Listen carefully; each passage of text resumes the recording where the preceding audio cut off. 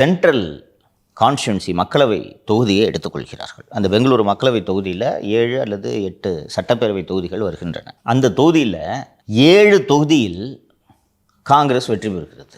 ஒரே ஒரு தொகுதியில் பிஜேபி வெற்றி பெறுகிறது. அந்த ஒரு தொகுதியில் பிஜேபி பெற்ற வெற்றியினால் பெங்களூரு சென்ட்ரல் மக்களவை தொகுதியில் பிஜேபி வெற்றி பெற்று விடுகிறது. ஸோ இது ரொம்ப ஸ்ட்ரேஞ்சாக இருக்குது அப்படின்னு மகாதேவபுரா என்ற சட்டப்பேரவை தொகுதியோட டேட்டாவை எடுத்து பார்ப்போம் என்று ராகுல் காந்தி அந்த ப்ரெஸ் மீட்லேயே காட்டுறாரு. அந்த வாக்காளர் பட்டியலெல்லாம் எடுத்து பிரிண்ட் அவுட்டு போட்டு அடுக்குனா 7.5 அடி வருது. ஸோ இதை எப்படி சரிபார்ப்பது என்றால் ஒவ்வொரு பேஜாக எடுத்து சரிபார்க்கணும், வேறு வழியே இல்லை. இதனால தான் சிக்கல் என்கிறார்.